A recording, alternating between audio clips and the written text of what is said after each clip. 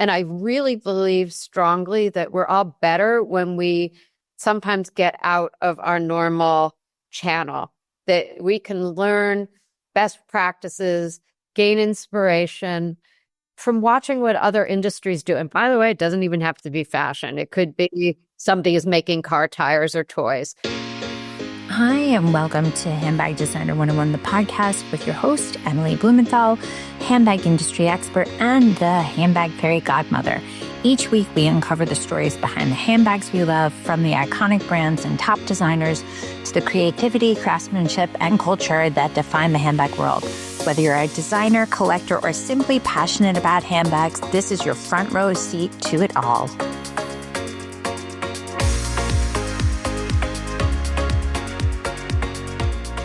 Welcome, Karen Gerson, to Handbag Designer 101, the podcast. Karen, president of the Accessory Council extraordinaire. We go back a billion, quadrillion, zillion years, making us both 22. Tell everybody how old. Welcome. I'm so excited to finally have you on. I mean, the beautiful thing about having this podcast is I get to be selfish and I get to have people on I want to talk to. So, huzzah, you're here. Well, thanks for having me, and I congratulate you on your new book. We loved reading it, we loved writing about it, and loved talking to you at New York Now a couple of weeks ago. Yes. That was a fun chat.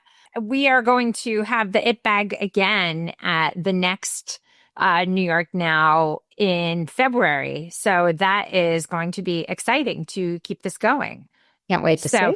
Me too. Yeah. I mean, I love finding new handbag designers, and they also find me. So it gets easier. And the council, we exist to help people thrive. So, we're cheerleaders for success. So anytime something comes out, we want to figure out how we can help be part of the success journey. Oh my God, exactly. So just to talk about you, and clearly not giving up your age, because obviously you're fabulous, timeless, especially with these glasses. Thank you. Filter free. If anyone watches this on YouTube, Karen's killing it right now. How did you stumble into the big bad world of accessories? So it was sort of the way fate took me. I started out of college in the Macy's executive training program. And it was at a time where it was really a remarkable experience. We were in store line, buying line. I ultimately spent a couple of years working in stores. And then when I went to the buying line, I was placed in sterling silver jewelry. So world changed, started really getting involved in jewelry. And when I left, I went to QVC, and over the course of the years worked in a lot of different categories, but primarily accessories, footwear, pretty head to toe. We did a lot of celebrity projects, but just fell in love with the category and the people, really the people in the categories, and have stayed ever since. When I left QVC, I had the chance to join the council, and I thought, I'll do it for a few years, and somehow 20 years blew by, and here I am. I'm just going to stop by. Yeah. Can I ask you, when you were in the Macy's program, you were in New York City, right? Or you were in Philly? Well, very good question. When I started, the Macy's and Bamberger's had not completely merged. Oh my and God. Jewelry was one of the last departments. Jewelry and dresses were one of the last departments to move, probably because there were so many SKUs. And so in the very beginning, I sat in Newark, New Jersey. That's sexy. Then we moved over to 34th Street, where, I still, at that point, I was an assistant buyer, and my responsibilities were the New Jersey stores. So you essentially, though, where were you living? Hoboken. You were in Hoboken. I was in Hoboken. Where are you from originally, though? Born in Michigan, grew up in Northeast Pennsylvania. I went to school in Central Pennsylvania, and Macy's was my first job. I interviewed, and I had the chance to be part of the executive training squad. I really hadn't thought about retail as a career. As a job. It was like, this may something to do. I was excited about the interview. I was excited about the people that I had talked to. My degree was in communications and journalism. So I thought, look, give it a shot. And I was bit by the retail bug. Do you think those kinds of programs still matter? I feel very fortunate to have gone through the program that I went through. I don't know that they exist in the way that they existed at that time. Yeah. We literally spent weeks training, hearing from executives, learning, bonding with each other, the sales managers, and then we were all dispersed to different stores. But that initial training program was the start of a network that was a lifelong network.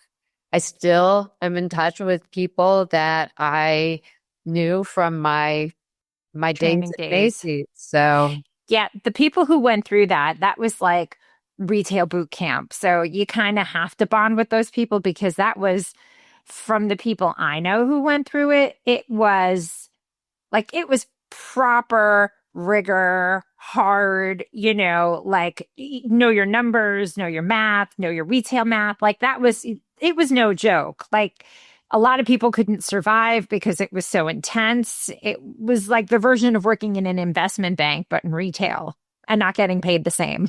I felt like it was going to get a master's, and it was like a little mini program. And then I went through it again about a year later because I was selected to go to Tyson's Corner when they opened their first store in Virginia. And it was a pretty big moment for Macy's because it was the first time that Macy's and Nordstrom were in the same mall complex. And so at the time, Nordstrom's was the top of the pile as far as selling and customer service. So this was really a test to see if Macy's could match, what Nordstrom was doing at the time.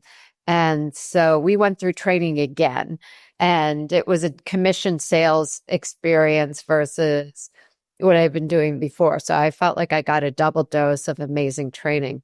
That's wild. Isn't that crazy? Not that I'm someone who reflects on age or anything, but I can, like certain experiences were so profound and so prolific that you can still remember the feeling you had going through it because it was, if you're fortunate enough to go to college and you're fortunate enough to have that experience where hopefully the only job you have during that time, if you're lucky enough, is your only job is to learn. And then you get this kind of experience where you're like, oh my God, I must be all in or else I will miss something. And then livelihood and sales and Monday morning numbers, they will come back to me if I don't learn this in the manner and the time that I'm supposed to. That's a huge responsibility for someone who's not that old. It really is.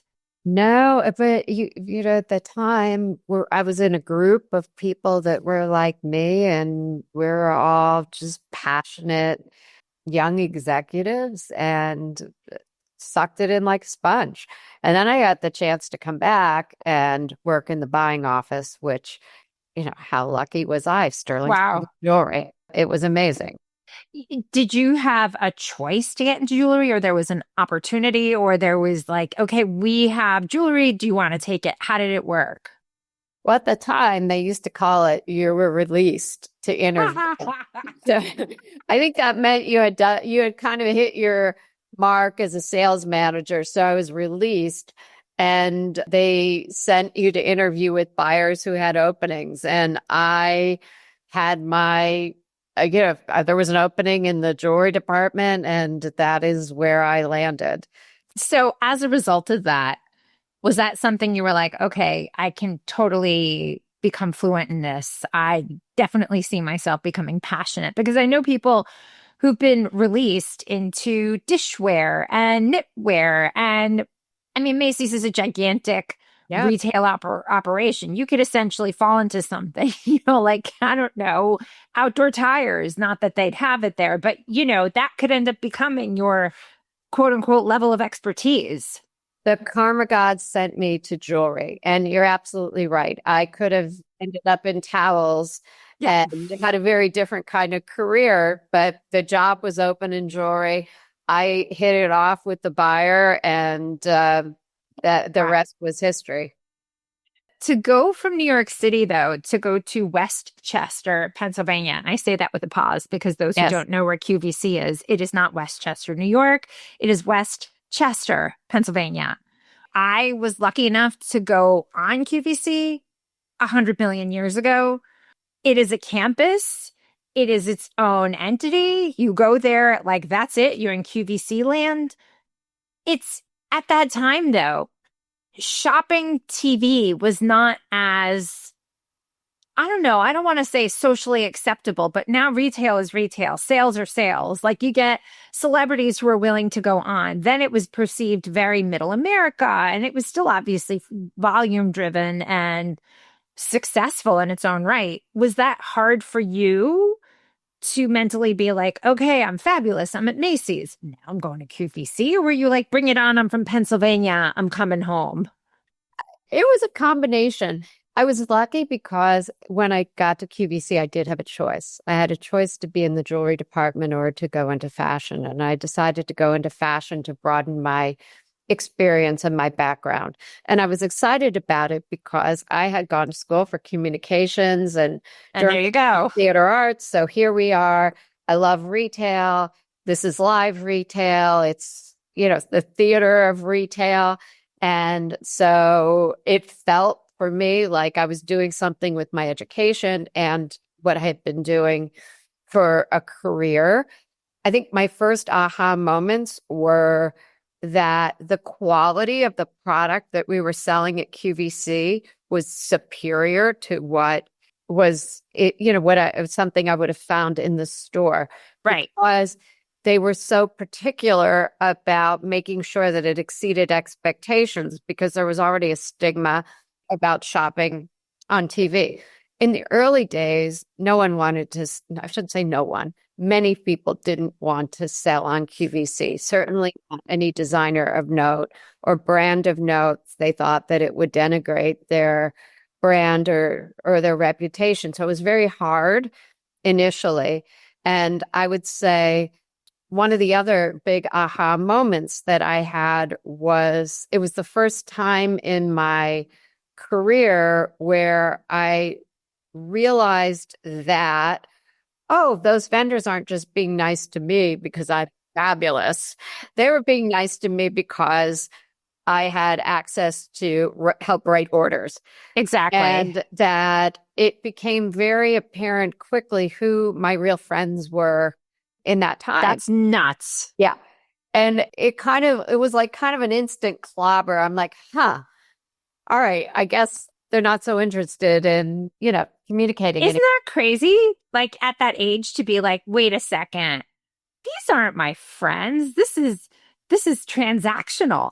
It's kind of a weird epiphany, especially after going through this like bonding experience with people in Macy's, and you guys were in like, in the gutter together, showrooms. And then all of a sudden you're getting wined and dined. You're like, oh my God, I'm so popular. I have so many friends. And then you realize like, oh, damn. They just... 0 to 0.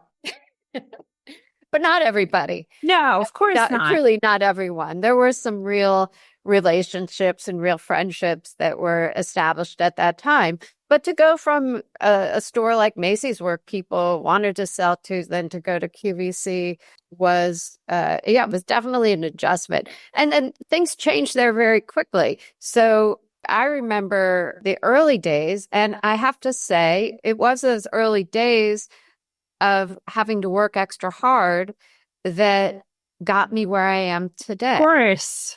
Because, okay, we're now dating. There was no Zoom. There was email, but fundamental, email. We were mailing things back and forth or faxing things back and forth. So if I saw a brand that I was interested in, I'd be cold calling. And I remember cold calling a brand, and it wasn't even all that of a brand. It was a okay brand that isn't in business anymore. And they said to me, I'd rather put my product in the trash than sell it to you. So I'm like, okay.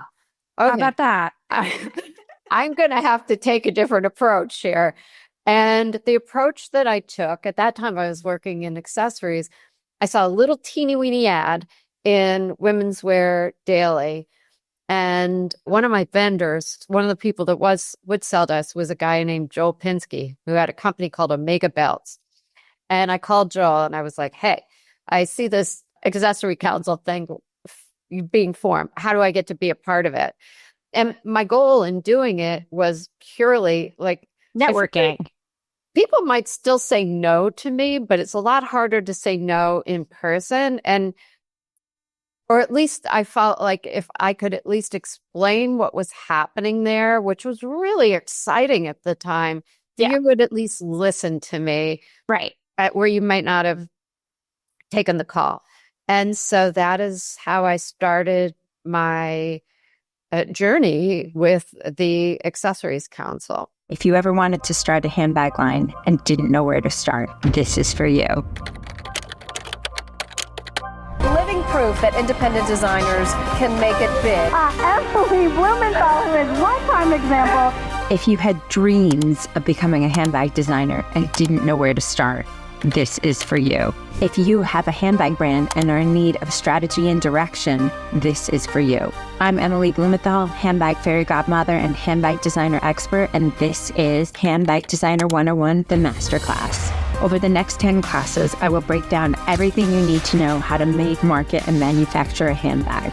Broken down for you that you'll not only skip steps in that handbag building process, but also save money in that learning curve. For the past 20 years, I've been teaching at the top fashion universities in New York City, created the Handbag Awards, and also the Handbag Designer 101 podcast. I'm going to show you like I have countless brands from sketch to sample to shelf, whether you're just starting out and don't know where to begin, or even if you have a handbag line and just need some strategic direction, the Handbag Designer 101 Masterclass is just for you. So let's get started and you will be the creator of the next it bag. Join me, Emily Blumenthal, with the Handbag Designer 101 Masterclass.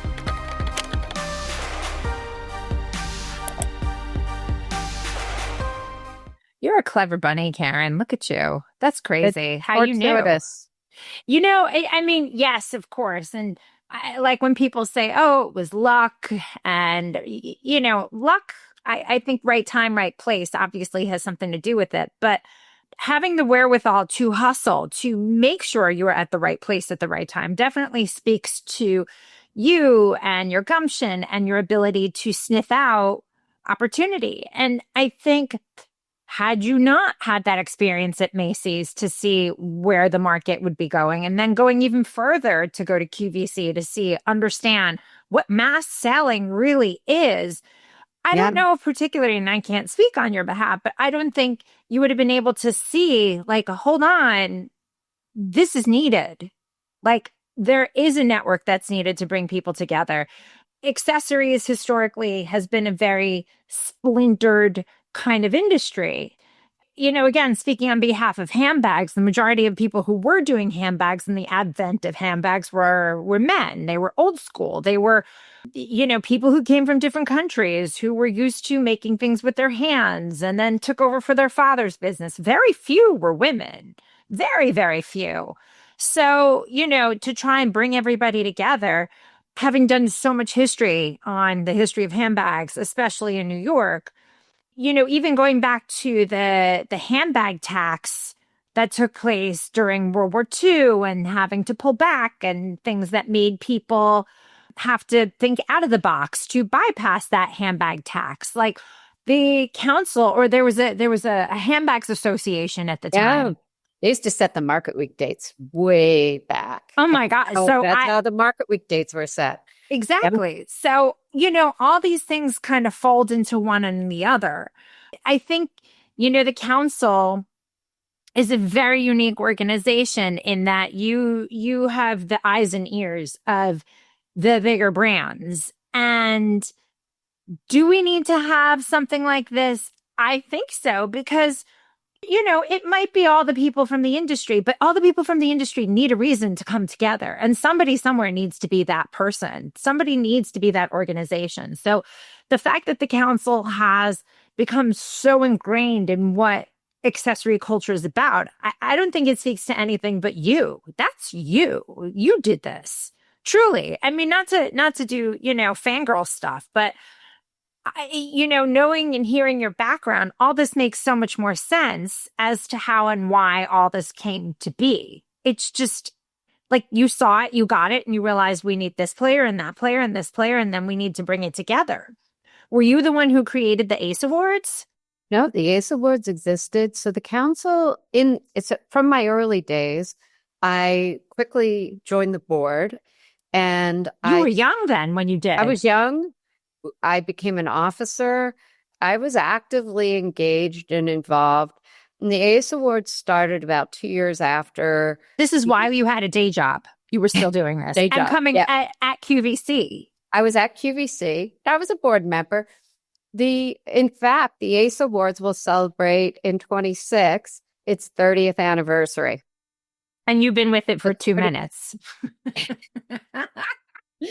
Yeah. So I went to the first 𝐴CE Awards. I think I've been to all the 𝐴CE Awards. I know I've been to all the 𝐴CE Awards. There's a handful of us who've been to all of them, but not very many anymore. I think I've been to 3, and that's because I went as a guest for somebody.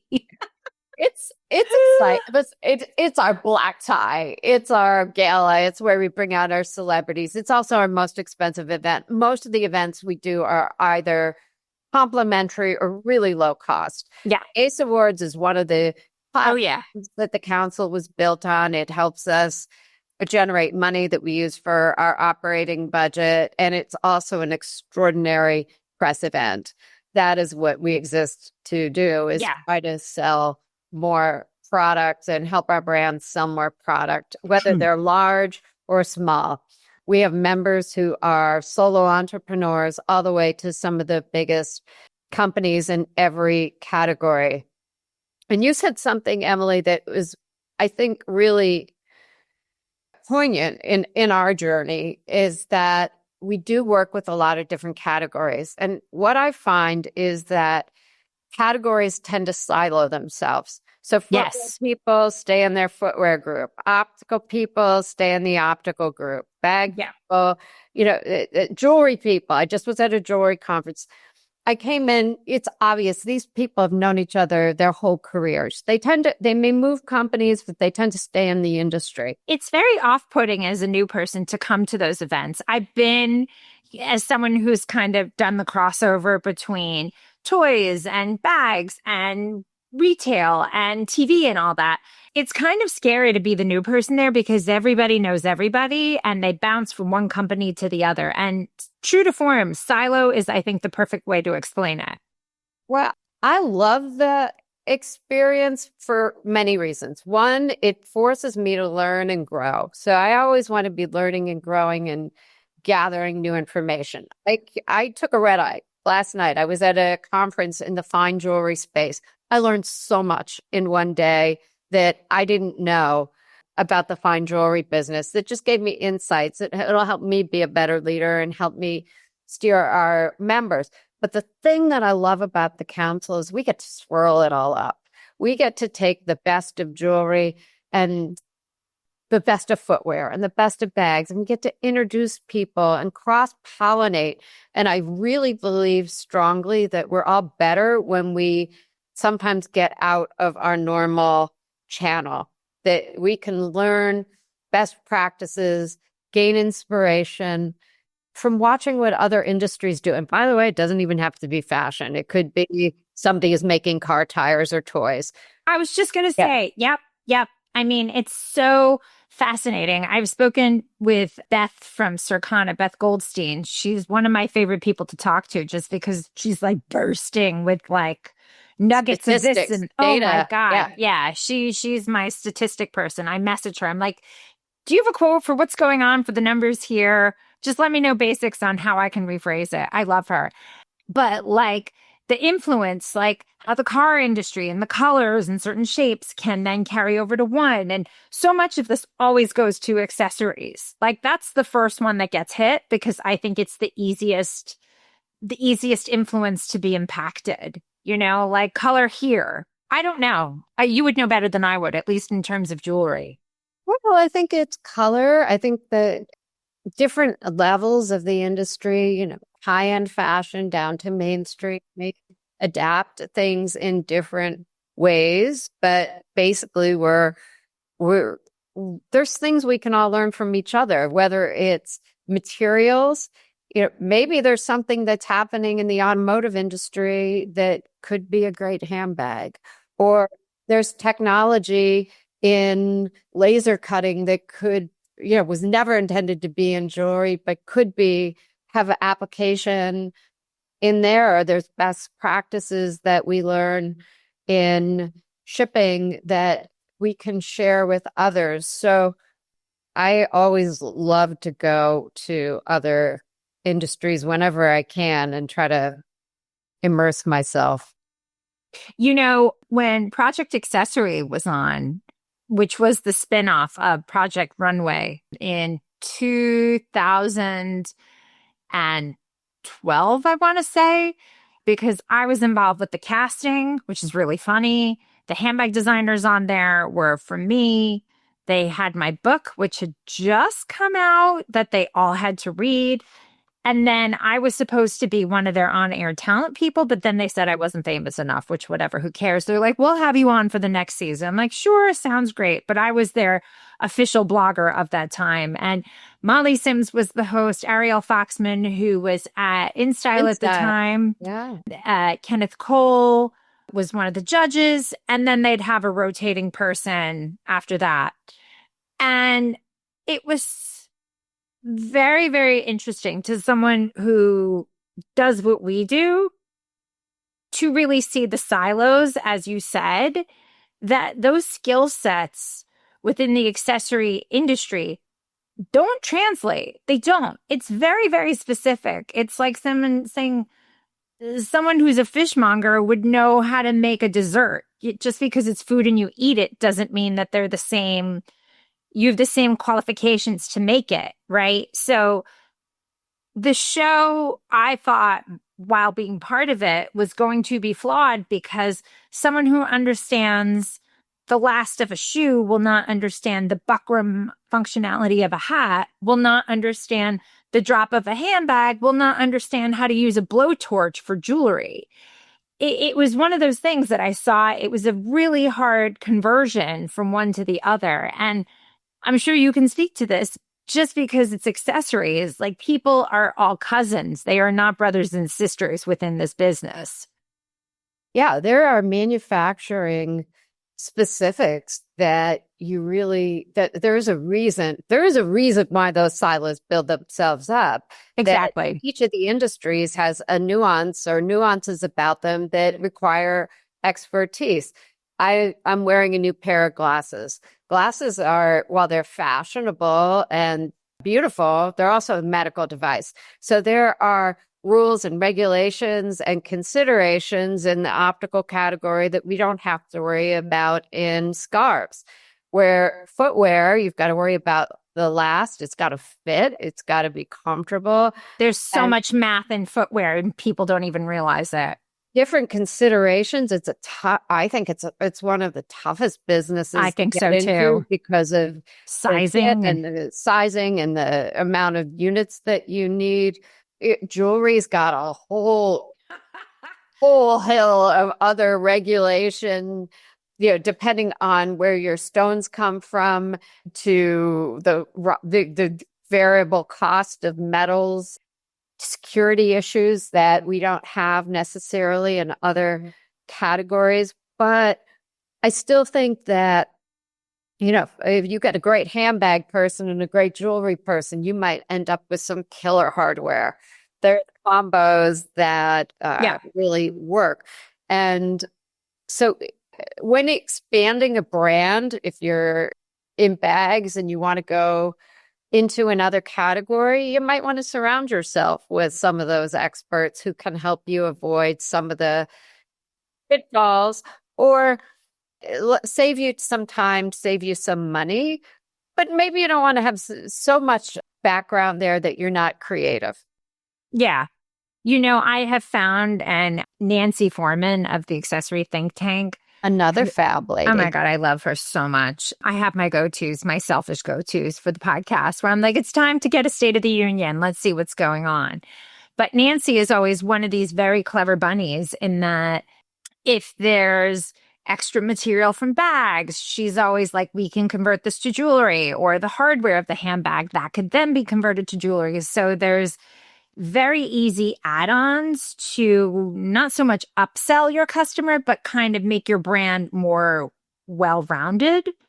So I think there's a lot of low-hanging fruit that a lot of people don't see because, and I've spoken about this, that even the most organized people and the most methodical people, when they decide to get into a creative business, 9 times out of 10, and there's always that 1 out of 10, but 9 times out of 10, like all bets are off. They are no longer responsible. They are no longer methodical. They are no longer organized. They think with their heart. They think, oh my God, I want to do this. I want to do that, because it's such a deviation from who they are in their day to day that they're so excited to be this creative entrepreneur and follow this. And before they know it, they've dropped 15,000 on samples and bags and importing leathers and materials from Italy and bespoke lining. And this is a business like anything else. You got to do your homework. You got to do your research. So once people, like anybody, go through this whole process,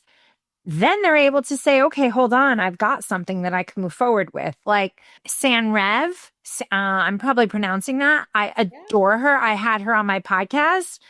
So clever, so methodical, straight to it, knew exactly what she was doing, did so much data resource right at the beginning. And I think that's this gentle shift, a gentle balance of trying to understand right, left, brain in terms of taking a product to market. And I think, just to bring this full circle, being part of the council is where you'll find these resources to bypass all this dumb stuff that we all do and money that we end up pissing away trying to with that learning curve. And that is our goal. So sometimes we call ourselves the accessories counselors. Because that's amazing. Having done it for as long as we've done it, we can often, if we can't answer a question, we have lifelines like yours around us. And we also do a lot of behind the scenes work, whether it's legal issues, sustainability issues, operational shipping, some of the parts of the industry that aren't as sexy or aren't as fun. Yeah. We have amazing partners that can really help, again, save money, save time, and give the kind of advice or the kind of services that will help a designer, a young company grow. Yeah. And I think so much of that is just so important, because nobody can do anything alone. They just can't. You might think you can, but being in that solo mental silo is the word of this meeting. Yep. I think it's one of those things that it's virtually impossible to be successful if you stay in your apartment, stay in your office, stay in your design studio, that you are nothing without networking, without meeting people, without asking for help, without presenting. I'm sure you've dealt with this, and I'll sign anybody's NDA. I don't give a crap. But if you're having me sign an NDA and you've never done this before and you're greener than the seed I just planted, like, I know you're not going to go as far as you think you are, because as the great Steven Rosenberg from Verve told me, as a first run designer, you are not creating a Van Gogh. You are creating a handbag that you want people to come back and buy over and over again. If you don't put it out there to learn, to get feedback, you ain't going anywhere. Right? The end. Anyone who walks in. So the council is a membership-based organization. And over the course of the year, we probably have 100 different opportunities. I'm not exaggerating. Some of them may be social. It might be an Instagram event. It could be a small scale networking event. It could be educational webinars. Right. It could be grand scale events and contests. So we encourage everyone to get active, get involved. Don't just join and not do anything. In fact, we don't want people to join and not do anything. It's nice, we'll cash the check, but at the end of the year, they're not going to want to come back. And honestly, I don't accept I didn't get anything out of it, because we have so many opportunities Right. that if you didn't get anything out of it, it's your own fault. Bingo. So every single week we have a newsletter that goes out, and it's got editorial opportunities, events, it's got news, it does spotlights on members. That would be one thing. Anybody who might be watching or listening, sign up for the newsletter at accessoriescouncil.org. Doesn't cost any money, and that's where you really see what's happening. Of course, on our website, accessoriescouncil.org, we have a lot of that information too. But the newsletter is that's our weekly gospel. Follow that. Perfect. This is a great way to wrap up. How, Karen, can we find you, follow you? And P.S., I'm so having you back for a State of the Union. Like, you're officially part of my roster. So lucky you. Check. Thank you. How can we learn more about Accessories Council? You can call me. We have a small, passionate team, and we love talking to brands. We love listening and learning the stories, and then trying to figure out how they fit into our ecosystem where we can best help. So I'm Karen at accessoriescouncil.org. You can go on the website and contact us. We love it when people reach out. We love it when they follow the newsletters, and we love it when they show up in person. Perfect. Karen, you're coming back. Thank you so much for joining us today. I'll see you soon. Absolutely. Thanks for listening. Don't forget to rate and review, and follow us on every single platform at Handbag Designer. Thanks so much. See you next time.